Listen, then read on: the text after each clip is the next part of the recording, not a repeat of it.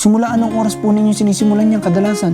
No, rugyan na kato sir, tibay ni ti masapa. At bandang alas 6. Hanggang sa alas 12, tapos ko na lahat sir. Wow!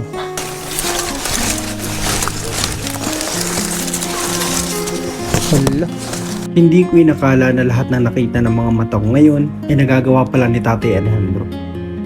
Kapag tag-araw, hindi makarating ng sasakyan dito, lagay ko sa kariton. Hapakan yung kalabaw, sasakyan ko yung kalabaw, hatid ko dun sa sapa. Ay, kahit mag-araro ng ganito, Ay, bukid. kaya niyo para mag-araro? O kaya ko sir. 2, 3. Alas 7 nga ng umaga nang umalis kami sa aming tahanan patungo kay Tatay Alejandro. At matapos ang malubak at delikadong daan na aming dinaanan, ay narating din namin ang kanilang lugar.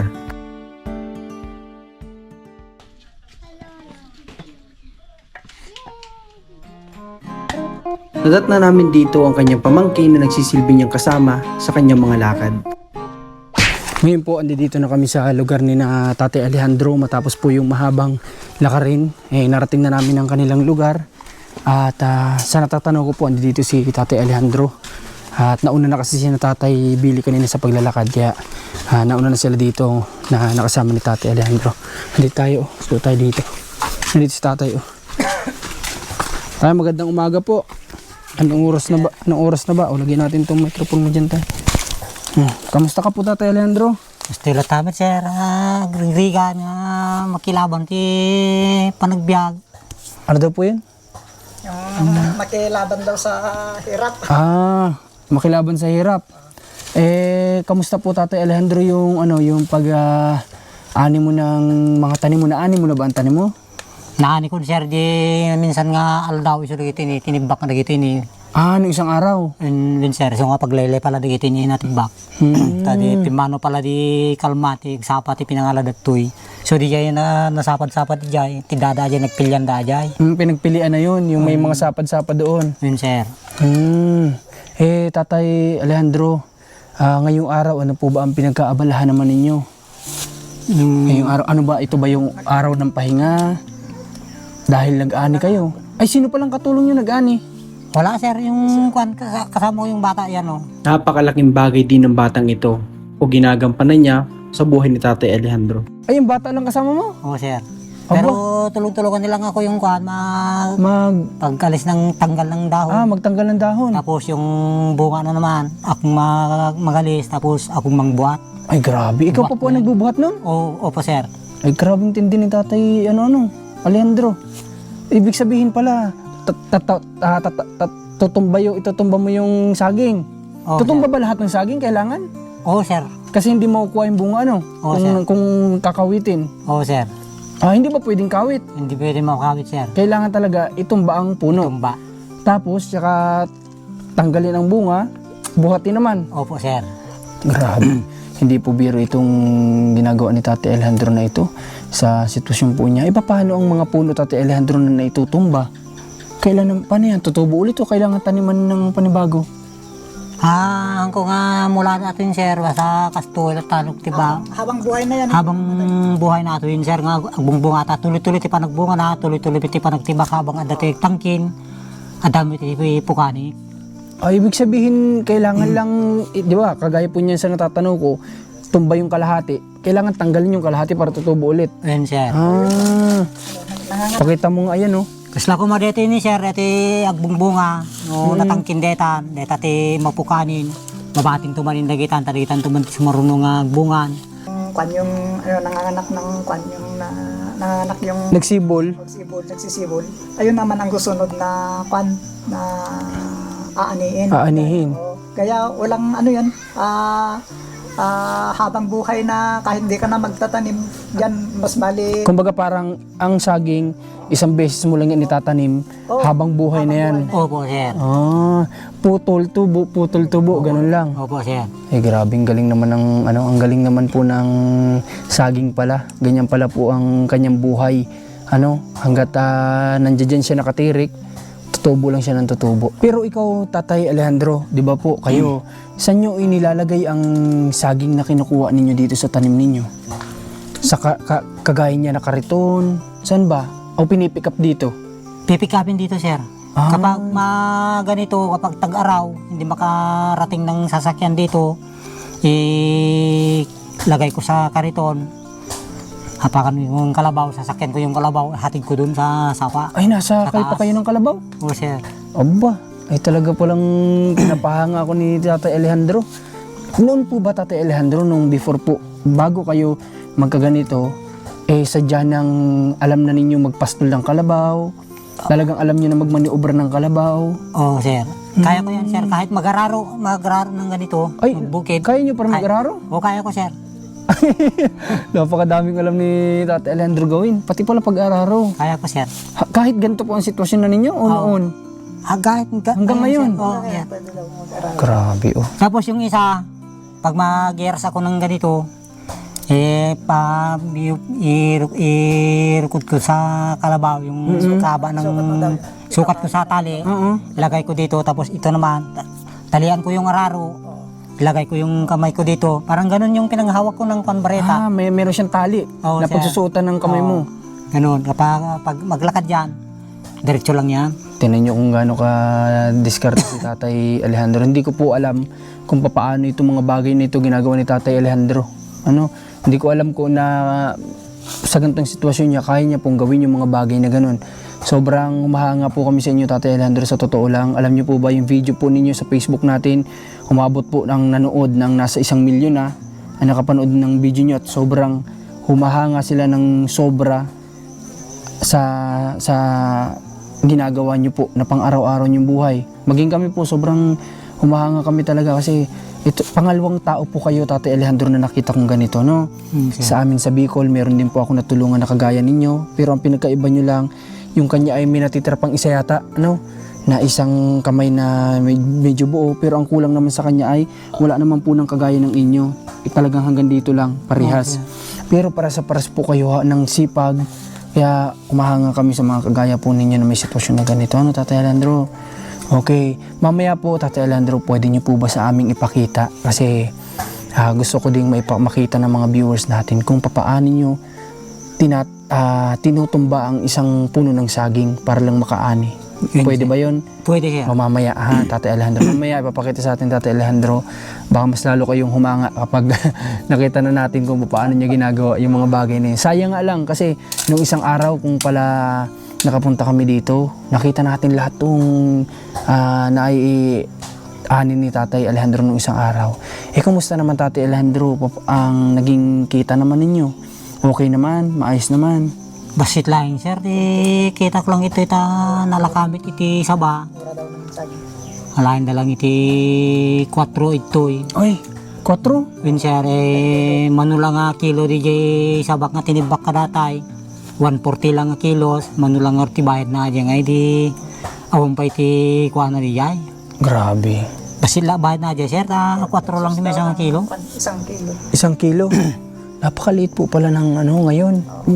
Pero Tatay Alejandro, ito pong saging, may mga oras din po ba ito na tumataas din ang value niya? Damit di jay panawin na, sir, nga ngumato ti presyo na. Damit basit siguro na surukmit nga 1,000 ti mapaglakwak, no mapandalain tuwin, no siyempre no ilako ko majerware dakil ko matibayad na. No ito iti pangalanda, siyempre amuto yung ngina ti gasolina, saka narigat pa iti dalan, ajay iti pangalanda iti pasahin na, sir. Alain na iti pasahin na. Tapos alain dan to pa iti bangkero na, di manuntulang or ngay, sir, iti bayad. Napakadami nga naman talagang babayaran, no? Bago madala sa nandyan yung sa service, tatawid mo pa ng ilog, di ba? So ito pa lang, pero at least kahit pa paano po itong saging ay nakakasuporta po sa inyo, Yun, sir. kahit pa paano. Kasi sa sitwasyon ni Tatay Alejandro, sabi nga niya, hindi na siya pwedeng makitrabaho dun sa kagaya ng halimbawa na lang construction, halimbawa na lang ipagtatanim ng mais, kasi nga si Tatay Alejandro ay mas madami daw yung malaglag kapag siya nagtanim ng mais. Pero ang kaya ni Tatay Alejandro naman na pagtatanim ay kamoting kahoy. Sa tubo, kaya nyo yung ganon, pagtatanim. Kaya ko, sir. Kaya din. Yun, sir. Oh, tingnan nyo na yan. Pati At pala talagang sa kwa sir ko ma, di kalman. Napanito ni angkal ko di kalman, angkal ko nga ben. Mapanagibaga ti agparot iti baboyan yung kamuting kawi sir. Mapanak ko mamakipagparot yung gapungarod ta dati nga na baga ni baga de sir nga kwa mapanggabin to ti martis ko na naisod gapon na nga intantan ko pailay nga anak pala nga napan ijay. Da palang uray nga tao ko na nga sumumpit jay balay. Anak pala nga makapan no handa nga makapan no tatangal daw ay tuno bigat. Anak man nga makapanti si marsaron nga bigatin Merkulis baka sumarunong tungal daw iti papangkunta ko na kanya da sir so nga yung papaan ko pailay iti napanigibuhan. Nga mapan makipagbagot ko maser ti babuyan makapyalang ko mga igatang iti makaan. Buti dinidili na. Dinidili na ang pagpunta doon kasi tayo ang hinihintay. Ay, ganun. Okay. Sana pag-arawan maghulog ng kahoy. Kasi sa mga Ilocano dyan, alam ko talagang nauunawaan nyo ng maayos ang kinukwento sa atin ni Tatay Alejandro. Okay, alam nyo ba mga kababayan na nung pong nakaraang Sabado ay hindi ko inasahan na makikita ko sa simbahan si Tatay Alejandro kahit na ito ay napakalayo. Hindi ko na-expect na makikita ko siya doon dahil nagsimba kami nung Saturday at naando doon din po si Tatay Alejandro. Sobra akong natuwa nung Tatay Alejandro na nakita ko nandun kayo kasi nga po talagang may oras pa din kayo para mag-serve kay God, di ba? Sir. Para magpasalamat sa lahat, di ba Tatay Alejandro? Tatay Alejandro, gusto ko kwentuhan mo kami kasi ito may video tayo dyan ng kumakain si Tatay Alejandro. Ipapakita ko po yan sa inyo. Tatay Alejandro, paano po kayo nakakasimba ng ganong kalayo na nandito yung lugar ninyo? Ayun man sir, ano sa miya sir ta, siyempre iti pagribingan iti Diyosin, hantay imit nga mabalin nga pagtalikodan day tatay sunakit nga rin iti Diyosin tayo kin datayo iti pinarsuana. Siya ang lumikha sa lahat. Dat isuna iti mangisalakan kanya tayo amin nga amin dito rabaw ti daga ti sangalubungan inawan sa baling nga mangisalakan no hanga tayo ni Yesu Kristo laing sir hantay mit mabalin siguro nga baybayan isuna tayo sulaing iti gusto nga bigbigin tayo iti pamati na iso nga nadanon media nga panagimo nga mimit namnamain nga masarakan kayo dyan sir kit pagyaman at mitlaw na itidakil ta nakikita tayo kin nasurutan yung mit dito ayami nga ore kasano ti kinariyat itidalan mo yung mit dito sangatan iti ayami kit nakadanong kayo ito kit pagyaman ng milaw na sir ita amodak nga napasyar pinasyar kit sapay la kuma sir into no bumaba kayo kit sapay la kumata ganad kayo nasalon at kayo nga dumanon mit ijay destinasyon nyo kit pagyamanak latan sir iti panagsubli yun tumanin no kan tumanin iti panagkikita tayo sir. Ano daw po ibig sabihin ng tay? Yung kwan nagpapasalamat kasi sa pag-uwi daw pinapanalangin na daw sa Diyos na na gabayan kayo upang sa uli naman na pumunta ka upang sa ganun naman sa pagbalik yun na naman inaasahan na daw naman sa pagpunta nyo. Okay. At di ba Tatay Alejandro nung pong time na nagsimba kayo nabanggit nyo po sa akin doon nung nagkumakain tayo na sabi nyo alam nyo na may pipick up sa inyo ng motorsiklo dito pero hindi nyo na inaantay talagang naglalakad na kayo. Yun sir. Oo, ganun po ang ginagawa ni Tatay Alejandro. Hindi na niya inaantay yung motorsiklo na magpipick up sa kanya dito. Madilim pa lang daw naglalakad na si Tatay Alejandro palabas dito para nang sa ganun yun naman motorsiklo kumbaga hindi na masyadong malayuan. Yun siguro ang iniisip ni Tatay Alejandro, hindi na ganun mahirapan. Ang kasama mo ng Tatay Alejandro, di ba bata lang? Yun sir, adi siya sir, siya kadami kung mula tatay, adi yun. Yung pamangkin mo yun, di ba? Oo sir. Siya yung nagsisilbing katulong mo sa paglalakad. Yun sir. Okay. So, isipin niyo po yun na si Tatay Alejandro ay wala sa kanyang malayo, walang malapit. Basta pag-serve kay God, Yun yung oras o araw ng pagpapasalamat niya sa lahat ng blessing na ito, talagang ginagawa niya. Wala pong malayo sa kanya. No? Kasi kami nga po na ganito yung aming kalagayan, na kami kahit paano kompleto, pero yung nilakad po namin talagang medyo may kalayuan. Pero kay Tatay Alejandro, ginagawa niya yun kahit na ganito yung sitwasyon niya, makapag-serve lang kay God. Kaya sobrang nakakahanga, nakakabilib si Tatay Alejandro po. Okay, Tatay Alejandro, sa ngayon, gusto ko ipakita niyo po sa amin kung papaano niyo ginagawa yung pagputol ninyo ng saging. Kahit isa lang. Yun, sir. Okay. Ang wala niyo paritak, sir. Sige, tara, samahan niyo po kami mga kababayan. At, Antayin natin dito. sige, dito. Sige. Kunin lang yung baril. Sama natin pagkuha. Tara, para makita natin.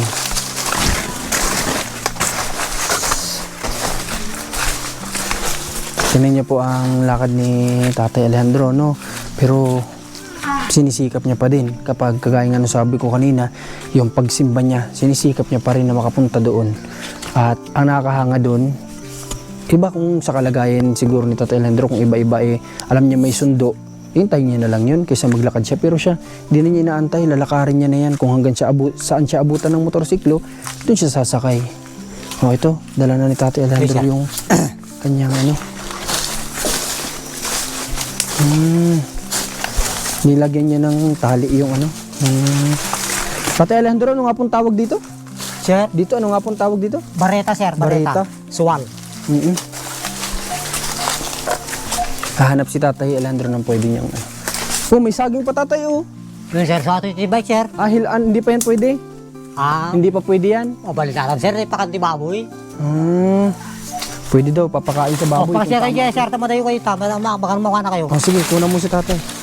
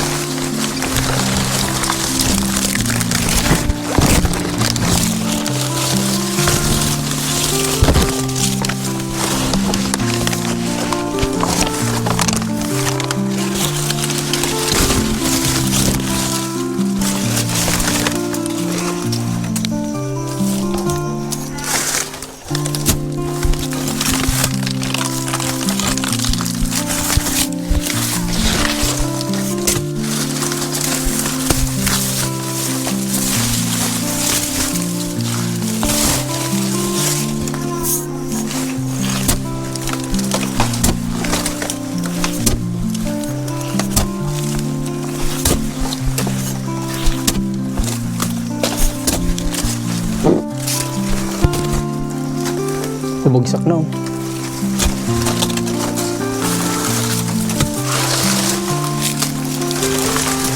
Ano?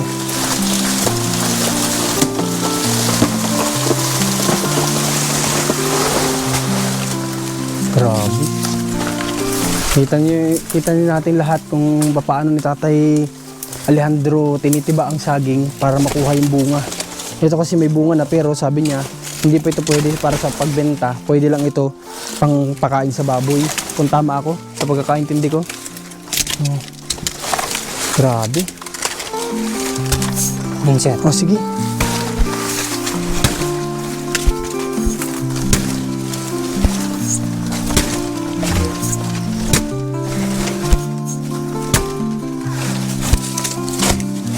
Grabe. Napaka-importante pala sa inyo, Tatay Alejandro, ng bareta, no?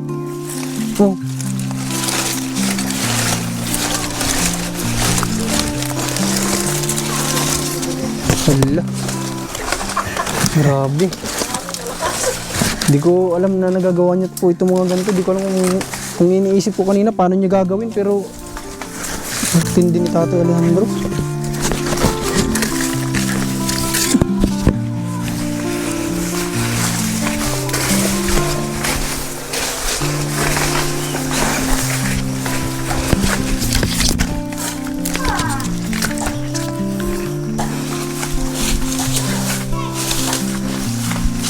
Tibay.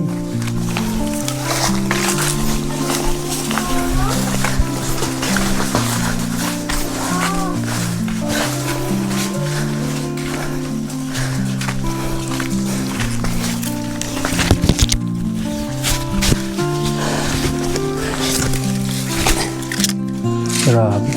Pambihira ka, Tatay Alejandro. Pambihira po yung ginagawa ninyo ito. Ang mauntog ka, Tatay. Grabe. Sir. No, makita ng lahat. Pag hindi pa po kayo humanga, ewan ko na lang. O kami nga mismo na nandito. Upo tayo, tay. Upo tayo. Pahinga ka. Kami nga po na nandito na nakasaksi ng personal ng aktual. Speechless kami. Hindi kami makapagsalita kasi alam niyo yun na ganun niya pala ginagawa. Kanina iniisip ko pa lang po bago niya gawin. Sabi ko pa paano kaya ni Tatay Alejandro gagawin yung bagay na yun na sinasabi niyang ano yung tawag doon? Titibagin. Tawag tama? Titibagin yung isang puno ng saging sa bawat ani niya. Tapos paano niya bubuhatin? Kasi nabanggit niya kanina sa atin na bubuhatin niya daw yun. Ganun niya pala ginagawa. Grabe. Tatay Alejandro, siguro pag natapos mo, kaya mo anihin to ng ilang araw kapag namunga. Ilang araw mo inaani? Isang araw lang to, sir. Ay, ito? Yun, sir. Grabe. Baka tayong tatlo nila buboy, 3 araw pa ito. Grabe. Isang araw lang ito, Tatay? Yun, sir. May salakal daw ate, sir. Tibay. Wow. Simula anong oras po ninyo sinisimulan niyang kadalasan? No, rugyan na kate, sir. Tibay ni ti Masapa. At bandang alas 6. Hanggang sa alas 12. Tapos ko na lahat, sir. Wow. Alas 6 hanggang alas 12 lang, bilangin po natin. 7, 8, 9, 10, 11, 12, 6 hours lang po ni Tatay Alejandro itong tinatrabaho. Makuha na niya lahat ng saging na kailangan niyang kunin. Ang galing po, 6 na oras lang, di ba? Subukan natin kung magtiba tayo dito. 3 araw tayo dito sigurado. Grabe ka, Tatay Alejandro. Napakagaling niyo po sa gawain niyo, no? Isipin niyo po yan na buhat niya pa. Papunta dito para ipunin, para pag pinick up, isahan lang na pick up yan, hindi yung parang hiwa-hiwalay, ipunin na yan ni Tatay Alejandro sa isang pwesto, di ba? Yun, sir. Para pag pinick up yan, karga na lang ng karga dun sa kung ano man ang service na mag-pick up nito. Grabe, napaka-galing. Sobrang nakakahanga po. Sana maraming ma-inspired si Tatay Alejandro sa ginagawa niya. Sana po maisipan natin na yun nga, sabi ko na nakaraan, yung mga tao po na, parang alam niyo po yun, na nag-aantay na lang tayo. Ma-inspired po kayo kay Tatay Alejandro na pwede tayong gumawa ng ibang paraan kung gusto natin. Diba? Kasi karamihan, kapag may inoffer ang isang tao, halimbawa trabaho, sabihin hindi kaya, ganito, ganyan, marami pong paraan para magawa kagaya nitong kay Tatay Alejandro. Sana matuto tayo sa video na ito. Sobrang galing. Tatay Alejandro, may isa pa po ako sa yung tanong. Kapag po ba umaabot kayo ng alas 12, alam ko hindi biro po ito, ay sumasakit din ang katawan ninyo? Medyo maritag sir ng mangko pang panunutin aja bannog ko nga kuanta nalpas ko ti tibay natan diretso aja sabay sa parik milita sa ban sabay kargan sakto lang aginanan sir no malimin ti pinaginanakon deliver kong tumit amin nila sa ban. Sinasabi po ni Tatay Alejandro, nararamdaman daw po niya yung sakit ng kanyang katawan kaso binabaliwala niya na lang. Kasi wala po siyang choice, ito talaga yung kailangan niyang gawin. So tatanggapin niya lang na kasama na ito sa buhay niya, yung makaramdam ng sakit ng katawan dahil sa pagtitiba ng saging, pagdadala. Imaginein po natin na kapag yung sinasabi ni Tatay Alejandro na kung minsan dumadating sa punto na siya pa yung magsasakay sa kariton, tapos sasakay siya ng karabaw para maidala doon sa may sapa doon na dinaanan namin kanina. Isipin po natin yung pagod niya sa pagtiba, pagod niya sa pagkarga sa... Ibig sabihin, Tatay Alejandro, kapag dadalhin sa ilog, kayo din ang magkakarga sa kariton? Opo, sir. Tinan nyo na yun. tiba na niya, buhat pa ng saging, tapos karga pa sa kariton. Tapos dalahin pa niya doon, gamit yung kalabaw. Tingnan niyo po yun, ganun ka tindi ang sakripisyo ni Tatay Alejandro para lang sa kanyang magulang, sa kanyang ina na natitira pa, at sa kanyang sarili, at sa kanyang nag-iisang anak na nandito. At ang mga pamangkin niyo po ba natuloy din dito sa inyo? Doon lang sa baba, sir. Tira nila. Pero hindi naman dito sa inyo mismo. Palagi naman sila, sir, pero kapag hindi tumayo yung bahay nila dito sila lumapit.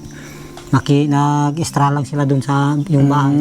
Palagi araw-araw dito sila lahat. Araw-araw dito. Mas maigi din po na may mga bata. Para kahit papaano, malibang-libang kayo. Huwag lang pasaway yung mga bata, Huwag kayo magpasaway kay Tatay Alejandro. At sa Tatay Alejandro pagod na sa pagtatanim. Pag in-stress pa natin si Tatay Alejandro, paano na? Okay, Tatay Alejandro, may gusto po ako sa iyong iabot na blessing. I-shoutout ko si Ma'am Chris na nagdagdag din sa atin. Maraming salamat po, Tatay Alejandro. Kaya po kami nagpursige din na makapunta dito ngayon kasi ito po yung huling araw namin dito sa Norte. At siguro after 3 to 4 months na naman kami dito makakabalik. Pero masaya po kami na nakilala namin kay Tatay Alejandro, Masaya po kami at napahangan nyo kami ng sobra at salamat sa binahaging yung kakayahan ninyo sa kwento ng buhay ninyo. Tatay? Sabi ka niya, sir, pag imanak mo nga kunak na nalagipdak na dinalaw dito, kilaing maudi, baga ka niya, sir. Yung tuno paman lang makaawid kayo, sapay lang ko ma-share nasalunat kayo nga dumanon dito, nasalunat kayo tumit laing nga dumanon ijay destinasyon nyo, sir. Dadya lang iti may bagak, sir. At kami naman, Tatay Alejandro, niwala naman kami sa lahat ng destination na pinupunta namin. Kasama namin yun nasa taas, Yan, sir. Kaya salamat din at dahil lagi nyo po, kagaya nun na pinagpipray nyo pala kami sa aming pag-alis dito, na maging safe kami. Malaking bagay po yun. Tatay Alejandro, Yan, sir. yung prayer po ninyo sa amin ay salamat. Okay, at may abot lang ako kay Tatay Alejandro para pandagdag ni Tatay Alejandro sa kanyang pang-araw-araw dito.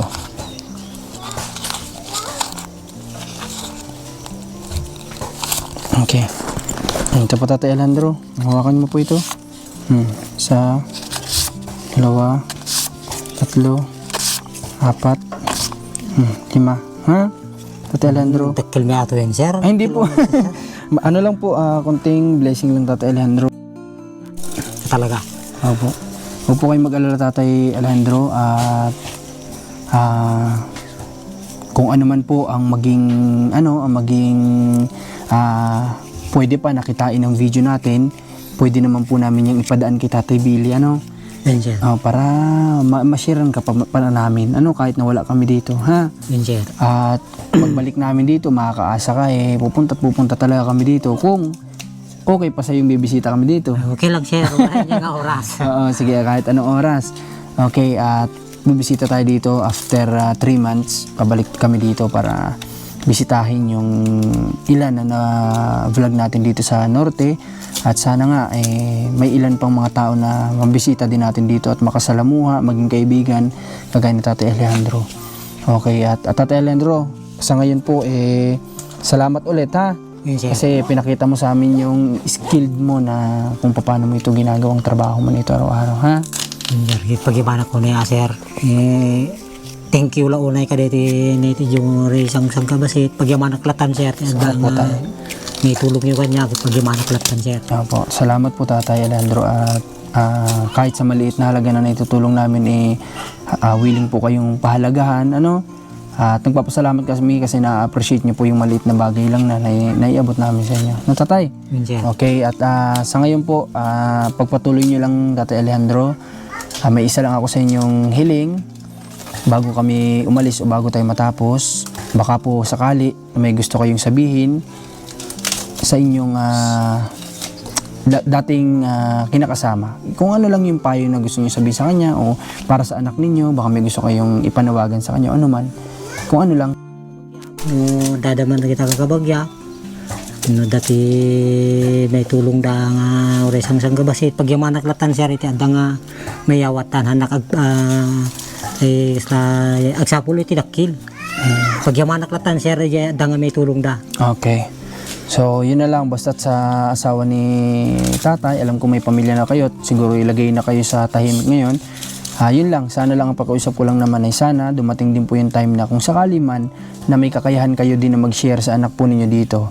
Dahil si tatay Alejandro ay ganito po ang kanyang sitwasyon. Huwag po sana natin makalimutan din na may anak tayo na naiwan dito kay Tatay Alejandro. Kung sakali lang naman na kayo ay na makaluwag sa buhay o may kakayanan na kayo na abutan din kahit papaano ang inyong anak dito. So, ngayon po ay hanggang dito na lamang yung vlog natin muna kay Tatay Alejandro, pero yung makakasa kayo, dito naman si Tatay Billy, anytime pwede tayo magpadaan sa kanya ng tulong kay Tatay Alejandro. At sobrang may miss din namin tong Norte. Napakadami naming memories na nabuo dito sa loob lamang ng 1 linggo mahigit.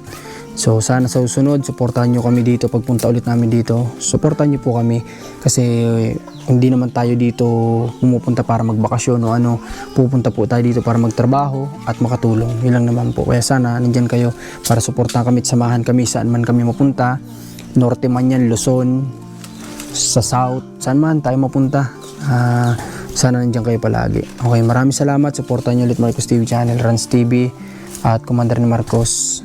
Maraming po salamat. Suportahan nyo ang team Marcos. God bless po.